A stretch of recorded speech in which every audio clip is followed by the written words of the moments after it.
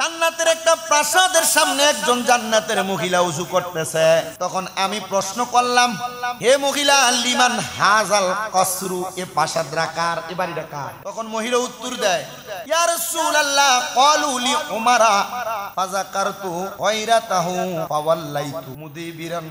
আল্লাহর হাবিব সাল্লাল্লাহু আলাইহি সাল্লাম মহিলার কথা শুনে বড় অবাক হইলেন। মহিলা যখন বললেন এই ঘরটা হলো হযরত ওমরের, নবী আমার বলে ওই সময় আমি নবী হযরত ওমর রাদিয়াল্লাহু তাআলা আনহুর আত্মসম্মানের কথা স্মরণ করে ওই ঘরে প্রবেশ করলাম না, ফিরে আসলাম। নবীজি বলতেছেন আমি ঘরে প্রবেশ করলাম না, ফিরে আসলাম। এই কথা হযরত ওমর রাদিয়াল্লাহু তাআলা আনহু শুনে কান্না করে দিছে আর বললেন, হে আল্লাহর রাসূল, আপনার উপর কি আমি মর্যাদাবোধ দেখাবো? হযরত ওমর রাদিয়াল্লাহু তাআলা আনহু বলে, ইয়া রাসূলুল্লাহ, আপনি নিজের জবান মুবারকে বলছেন আপনি জান্নাতে গেছেন আর জান্নাতের মহিলাটা আমার ঘরের সামনে দাঁড়ায় দাঁড়ায় ওযু করতেছে। ওই মহিলাই বলছে, নবী গো, এই ঘরটা নাকি আমার ঘর। নবীজি আপনার কথা দিয়া প্রমাণ হয় আমি ওমর রাদিয়াল্লাহু তাআলা আনহু এখনো দুনিয়ায়, আমার নামে আল্লাহ তাআলা ঘর বানাইছে জান্নাতে। তার মানে আমি ওমর যদি দুনিয়া থেকে বিদায় হইয়া যাই, আমার আল্লাহ পাক রব্বুল আলামিন আমি ওমররে আমার ঘরের মধ্যে জায়গা করে দিবে।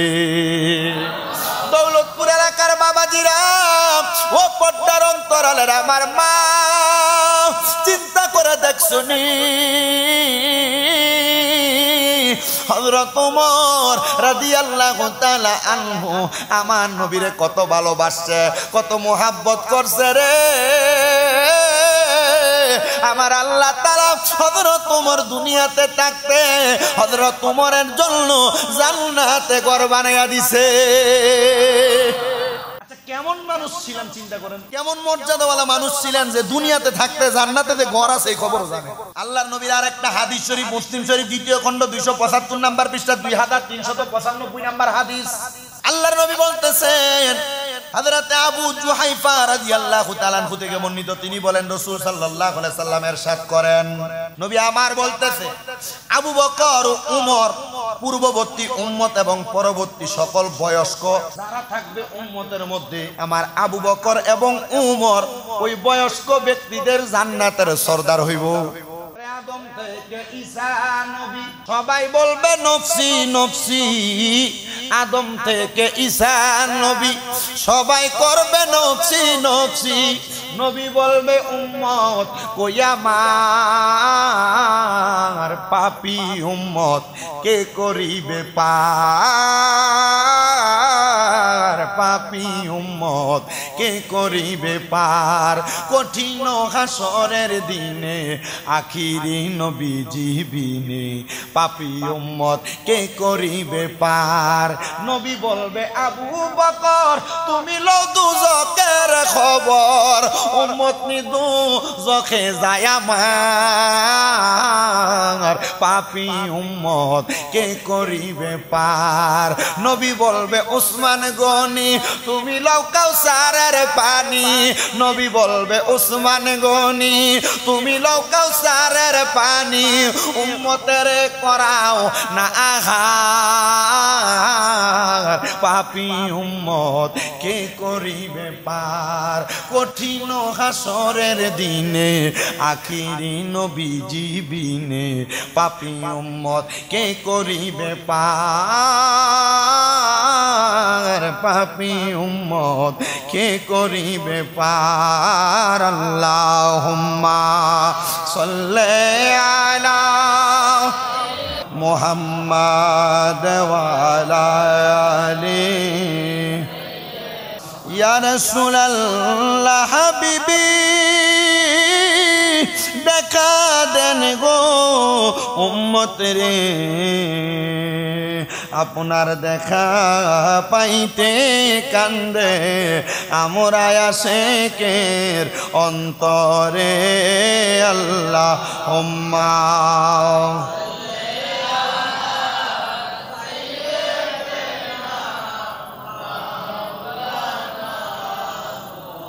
ওয়া আলা আলি সাইয়্যিদিনা।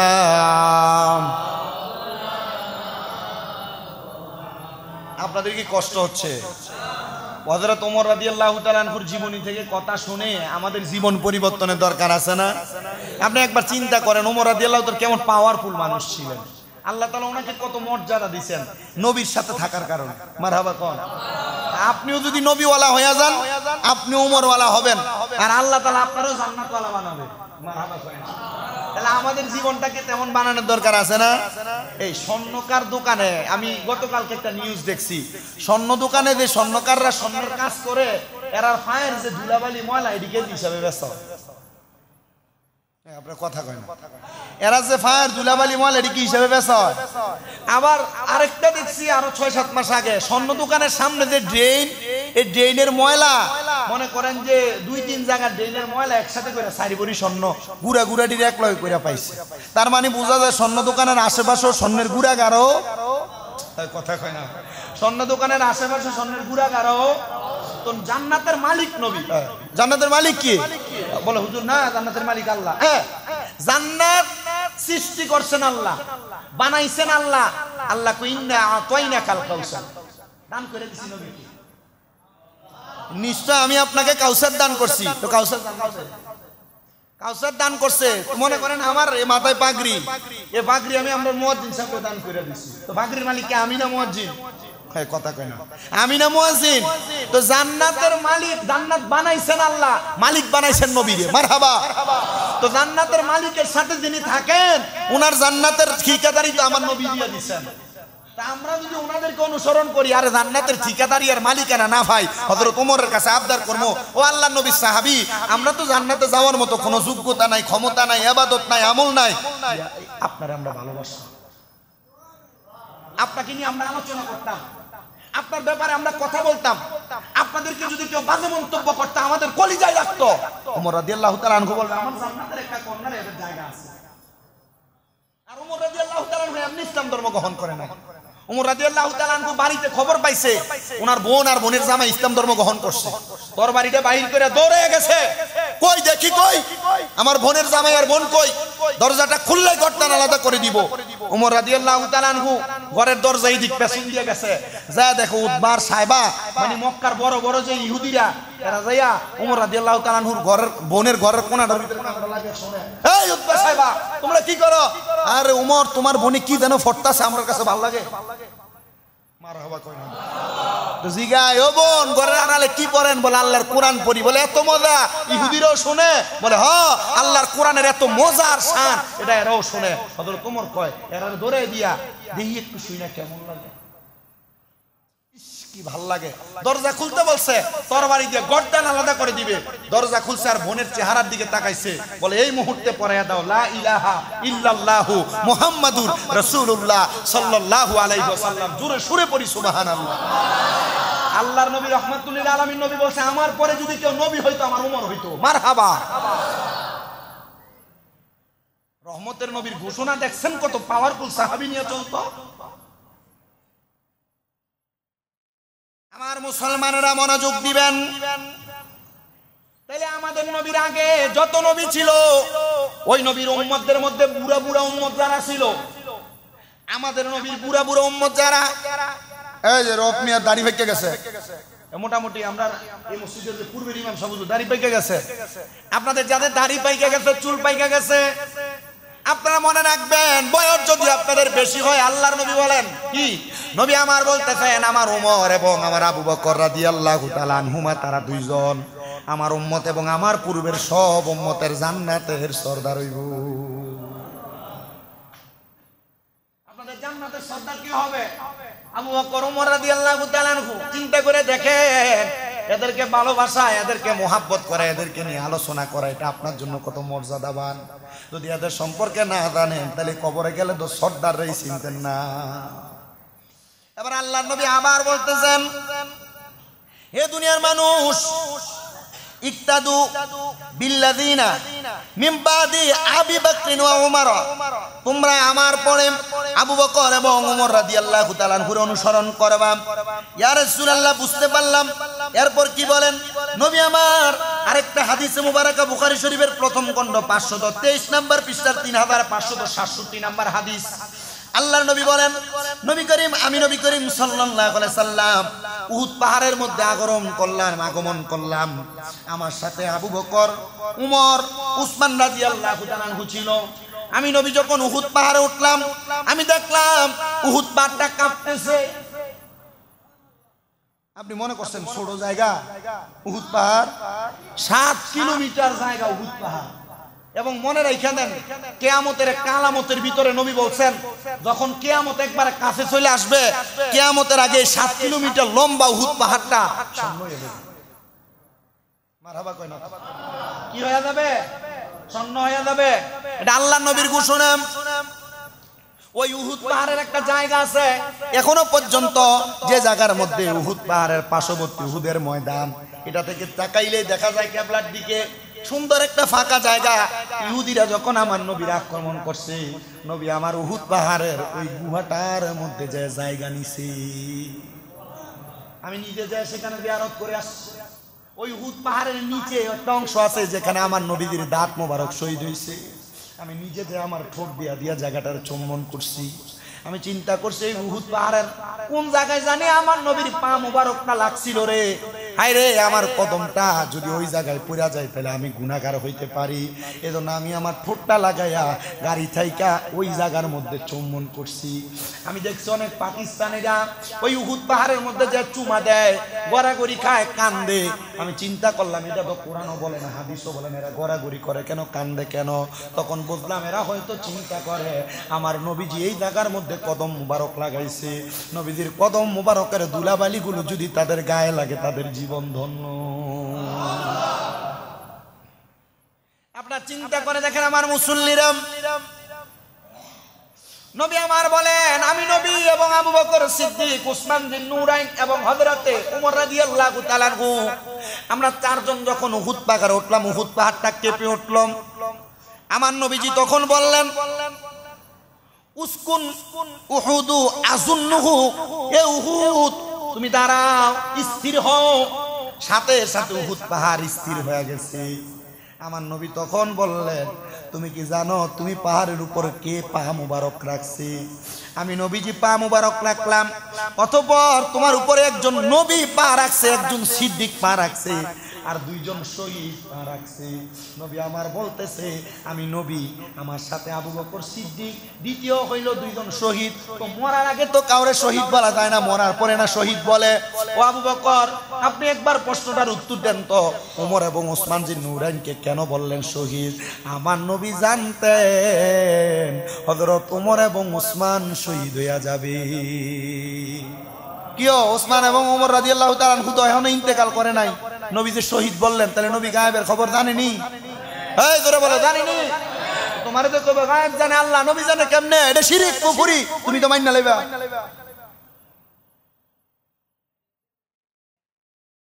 এত শিরক। হ্যাঁ, মাহফুজের কথা ঠিক আছে।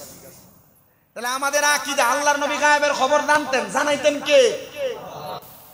এটা আমাদের আকীদা। আকীদা মানে বিশ্বাস। আকীদা মানে কি? বিশ্বাস। এটা মানতে হবে। না মানলে আপনি কবরে গেলে নবীজি যদি আমরা চেহারার দিকে না চায়, আমরা উপায় আছে কবরে? তো নবীজির ব্যাপারে খুব সতর্কতা। আল্লাহ বুঝার তৌফিক দান করুন। আমরা নিজেরা যখন কোরআন হাদিস পড়ি, আমরা নিজেরাই তো ভুল হয়। আল্লাহ রাসূলের ব্যাপারে কথা বলতে গিয়ে আমাদের ভুল হয়। আমরা কিছু ধরেন একবারে হাদিস আগে নবী এটা বলছে, পরে বলছে না এটা কইরো না। আগে যেটা বলছে এটা পয়রা যখন ওয়াজ করে লাই, হঠাৎ করে আটকা মানুষে ধরে লা, হুজুর এটা তো ঠিক না, নবী যে এটা আগে বলছে পরে তো আমার নবী ঠিক করছে, তখন কই ভাই ঠিক আছে, এটা ভুল হয়েছে, পরবর্তীটা ঠিক। নবীজির আরেকটা হাদিস লক্ষ্য করেন, যখন ওমর রাদিয়াল্লাহু তাআলা আনহু ইসলাম ধর্ম গ্রহণ করলেন, জিবরাইল আলাইহিস সালাতু ওয়াস সালাম দুনিয়াতে অবতরণ করলেন আর বললেন হে মুহাম্মদ সাল্লাল্লাহু আলাইহি সাল্লাম, ওমর রাদিয়াল্লাহু তাআলা আনহু ইসলাম গ্রহণে আসমানের অধিবাসীগণ আনন্দিত হয়ে গেছে। আমরা যদি ইসলাম ধর্ম গ্রহণ করি, দুনিয়াতে কেউ ইসলাম গ্রহণ করে, ফেরেশতা নাযিল হবে দূরের কথা, কেউ একবার বলবেও না আর ওমর রাদিয়াল্লাহু তাআলা আনহু ইসলাম ধর্ম গ্রহণ করার পর জিবরাইল এসে বলছে, ইয়া রাসূলুল্লাহ, হযরত ওমরের ইসলাম ধর্ম গ্রহণে আমার আল্লাহর আসমানের ফেরেশতারা খুশি হয়ে গেছে।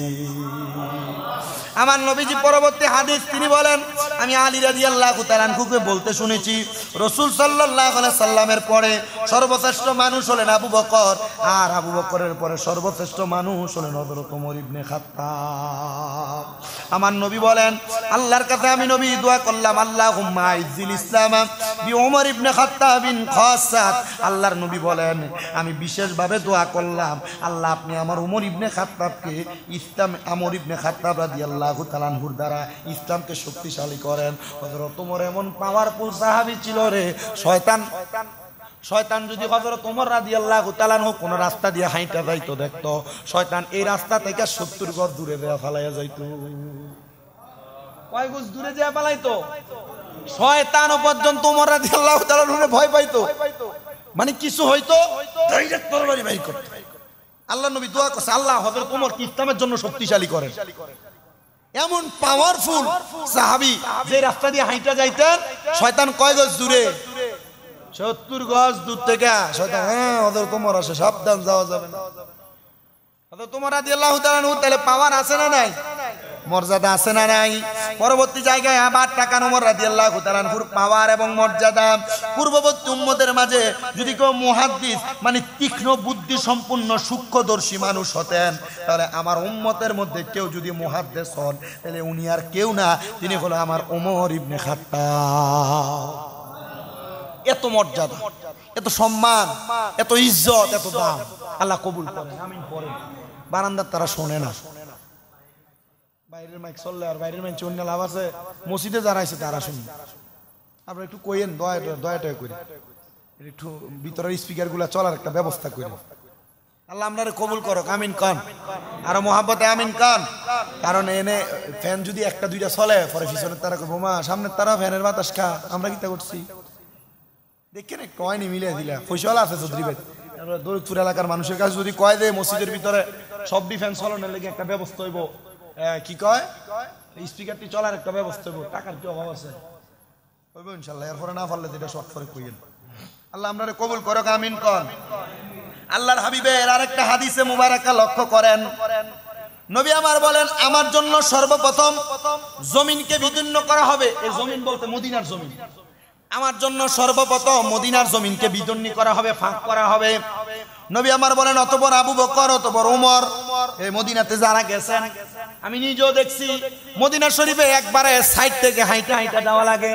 সর্বপ্রথম আমার নবীজির রওজা মুবারক, এরপর একটা জায়গার মধ্যে লেখা হযরত আবু বকর, এরপরে লেখা হযরত ওমর ইবনে খাত্তাব রাদিয়াল্লাহু তাআলা আনহু। এই দুইটা যে লেখা এমনি লেখা না, নবীজি নিজেই দুনিয়া থেকে ইন্তেকাল করে রওজা মুবারকে যাওয়ার আগে নবী আমার বলছে, আমার জন্য জমিনকে সর্বপ্রথম ফাঁক করা হবে, এরপর আবু বকর, এরপর আমার ওমরকে আমার পাশে দেওয়া হবে। নবী আমার বলেন, অতঃপর আমি বাকি নামক কবরস্থানের বাসিন্দাদের নিকট আসবো। দেখেন আপনারা তাকায়া, আমার নবী রাহমাতুল লিল আলামিন নবী রওজার পাশেই জান্নাতুল বাকি, এটা আগে এখানে ছিল না। জান্নাতুল বাকিরে বাড়াইতে বাড়াইতে অনেক বড় করা হয়েছে। এটা এখন আস্তে আস্তে নবী রওজার কাছে বাবে জিব্রাইলের কাছে চলে আসছে। মদিনা শরীফ থেকে বাইর হইয়া যদি ব্যারিকেড না থাকতো, একটা দৌড় দিয়া জান্নাতুল বাকিতে যাওয়া যাইতো। জান্নাতুল বাকির বাতাসে তো মজা, আসরের নামাজের সময় সূর্যের তাপটা একটু গরম গরম লাগে, কিন্তু জান্নাতুল বাকির মধ্যে ঢুকলে গায়ে যদিও গরম লাগে, এমন একটা বাতাস গায়ের মধ্যে লাগে, আপনার কাছে মনে হইব দুনিয়ার এসির বাতাস আমার কাছে কিছু না, এই বাতাসটা মনে হয় জান্নাতের বাতাস। যদি সম্ভব হয় ভাইয়েরা, টাকা জোগান, মক্কা মদিনা যান, কক্সবাজার যাইতে পারবেন, লাভ নাই। এখানে গেলে গুণা হইব সোহের, শান্তি নাই, টিয়া উড়ে। মদিনা যাওয়ার চিন্তা করেন, বেশি অল্প বাজার। ঈদের পরে যেই মোটামুটি জুলাই আগস্টে বা আগস্ট জুন জুলাইয়ের মধ্যে যেই ঈদের পরে হজের ফ্লাইট আছে, আপনি যদি ট্রানজিট ফ্লাইটেও যান, 1,20-25,000 টাকা খরচ উমরা থেকে। 1,30,000 হইলে 35,000 হইলে ডাইরেক্ট ফ্লাইটে চলে যাবেন। কি মজার জায়গা! আপনার বাংলাদেশের কথা যদি বাংলাদেশ থেকে কল না দেয় আর মনে পড়ে না, এটা আরামের জায়গা। জান্নাতুল বাকি, মানুষ ফজরের নামাজের পরে মদিনা জিয়ারত করে, কইরা বাইরে হয়ে ডাইন দিক দিয়ে হাইটে আবার জান্নাতুল বাকিতে ঢুকে। আমি আমার এক লোকের গেলাম, জামাল ভাই, ওনার গেলাম, এই আপনি যে ঢুকেন প্রত্যেক ওয়াক্তের পর, মানে একবার ফজরের পরে একবার আসরের পরে, হ্যাঁ ব্যথা করে না হুজুর? যে বাতাসটা লাগে ব্যথা করে, কিন্তু বাতাসটা ব্যথাটা ভুলে দেয়।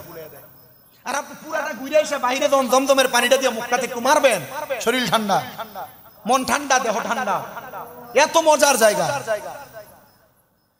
টিয়া পয়সা থাকলে মিয়া এনে টাকা দিনে বাড়ি করে থাকলাম, সম্ভব না।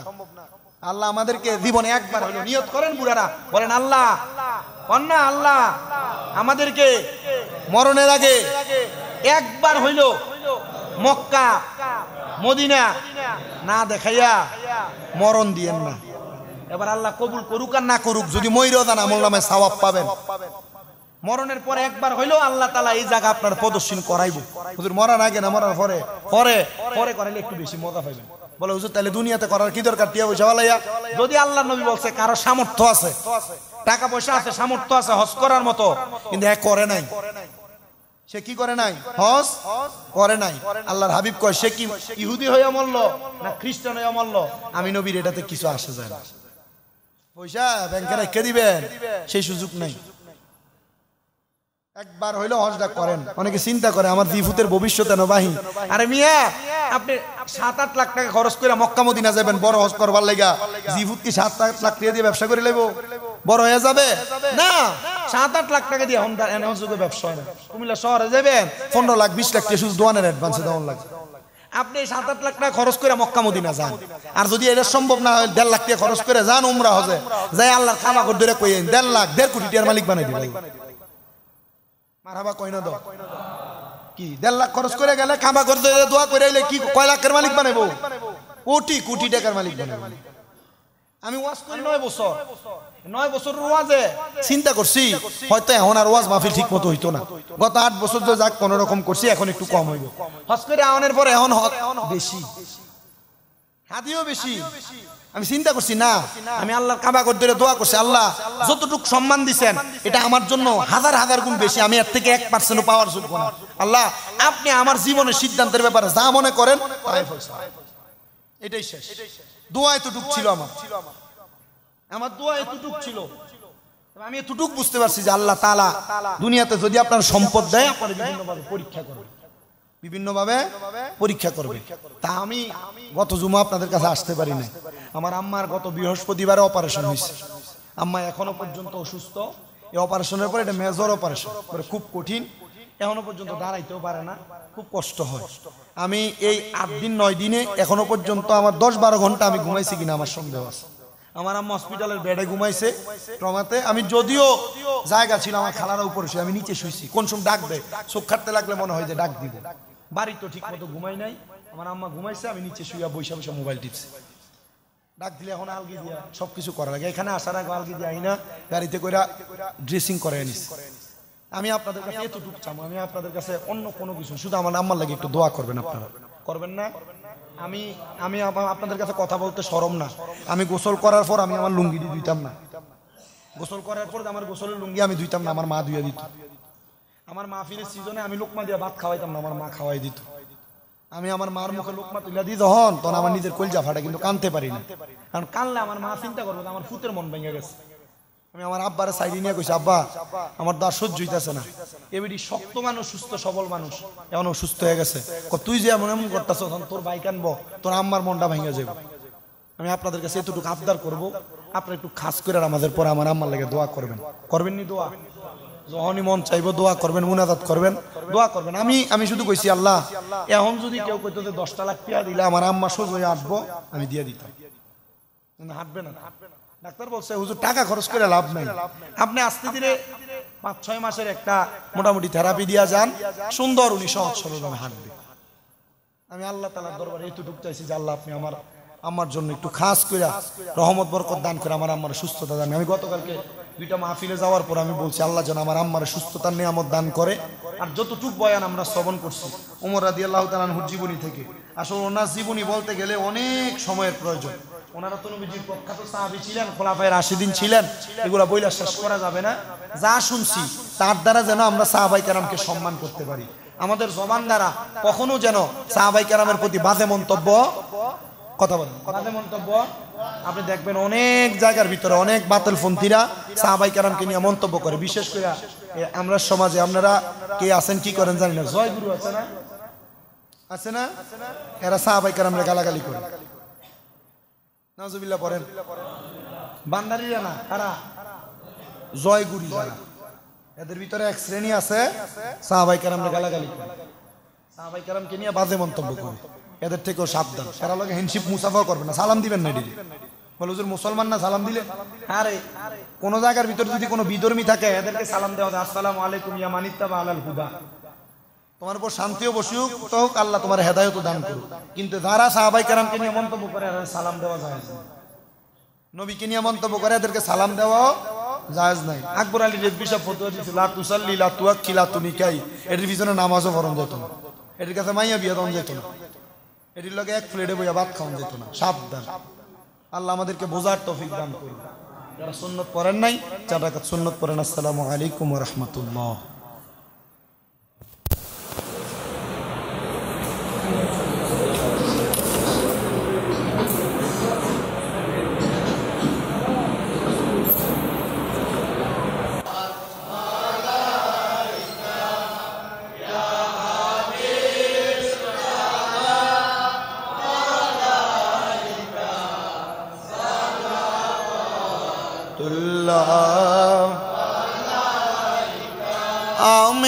আমিনার দুলাল কান্দে রে তায়েফের রাস্তার কিনারে, মারলো যে পাথর কাফেরে, মায়া নাই তাদের অন্তরে, ইয়া নবী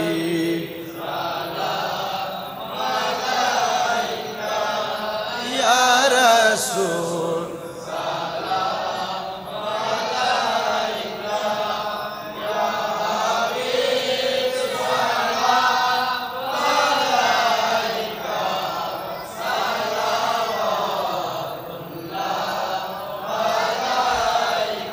हमारे माओ बाप फिर उस्ताद और भाइयों बहन अहले औलाद आशीरत पेला मुस्तफा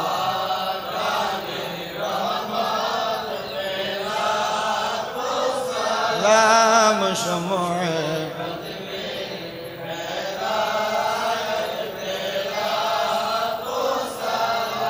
पाके पंजातन लाख या पाक या हसन शाह हुसैन या हसन अल्लाहुम्मा आमीन या रब्बल आलमीन। अस्सलातु वस्सलामु अला रसूलिहिल करीम।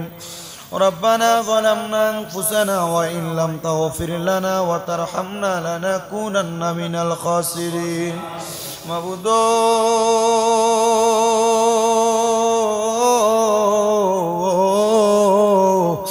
দয়াল আল্লাহ একটু রহমতের নজর করে তাকে দেখেন গো আল্লাহ। আজকে এই জিলকদ মাসের 3য় জুমার নামাজ আদায় কইরা দৌলতপুর জামে মসজিদের মুসল্লি বাবারা, মুসল্লি ভাইয়েরা, পর্দার অন্তরালের কত মা বোনেরা, আমি গুনাহগার শামীম দাদার সাথে 2টা হাত বাড়াইছে আল্লাহ। আল্লাহ যার হাত তোমার কাছে মায়া লাগে, পছন্দ হয়, ওই হাতের উসিলায় আমরা প্রত্যেকের জীবনের গুনাহ তুমি ক্ষমা কইরা দাও মাবুদ। তুমি যদি আমরারে মাফ কইরা দাও আল্লাহ, কারোর কাছে জবাব দেওয়া লাগবে না।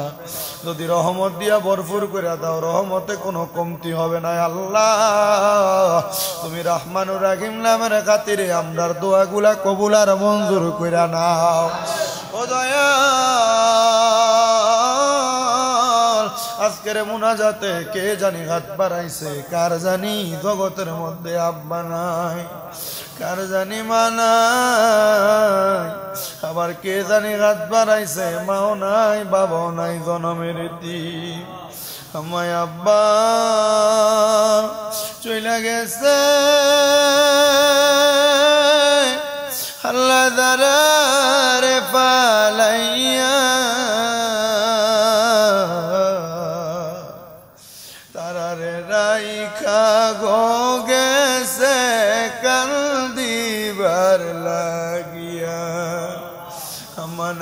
আব্বা নাই রে জাগার সংসারে, তার মতো দুঃখী নাই রে ভুবনে। আল্লাহ যাদের মা বাবা কবরে, আম্মা আব্বার কবর নাজাতের ফয়সালা কইরা দাও। যারার মা বাবা বেঁচে আছে হায়াতে তৈয়বা নসিব কইরা দাও। যারার মা বাবা অসুস্থ পরিপূর্ণ সুস্থতা দান কইরা দাও। বিশেষ করে আমার আম্মা জান অসুস্থ অবস্থায় আছে বিছানায়, আমার আম্মারে তুমি আল্লাহ পরিপূর্ণ সুস্থতার নিয়ামত দান করো। কত আলেম ওলামা দোয়া করে, কত মাদ্রাসার ছাত্ররা দোয়া করে, আল্লাহ তাদের দোয়ার বরকতে সুস্থতার নিয়ামত দান করো। মাবুদ অনেকেই দোয়া চায়, আমার একজন ভাই ওনার আঙ্গুল কাটা গেছে, আমার ভাই দোয়া চাইছে আল্লাহ তারে তুমি পরিপূর্ণ সুস্থতার নিয়ামত দান করো, তার পরিবারের উপর খাস রহমত বরকত দান করো। আল্লাহ বিশেষ করে দৌলতপুরের প্রবাসী কল্যাণ সংস্থার অনেক আল্লাহ এলাকার সদস্যরা তারা অসুস্থ, আল্লাহ প্রবাসী কল্যাণ সংস্থার প্রত্যেককে তুমি সেবা দান করো, তাদেরকে কামাই রুজি করে সুন্দর সহি সালামতে চলার তৌফিক দান করো। আমরা যারা হাত বাড়াইলাম প্রত্যেকের ব্যবসা বাণিজ্য কাজে কর্মে চাকরিতে বরকত দান করো। যারা পড়ালেখা করে বিদ্যা বুদ্ধি বাড়াও, মানের সম্মান ইজ্জতে জিন্দেগি নসিব করো। অনেক মা বোনেরা দোয়া চায়, আমার মা বোনদের দোয়া তুমি কবুল ও মঞ্জুর করে নাও। আল্লাহ মসজিদে যারা সপ্তাহ মাসে মাসে দান করে, তাদের প্রত্যেকের দান গুলা কবুল কইরা আমাদের মরণের আগে আখিরি জবানে মধুর কালেমা পড়ে দিন লা ইলাহা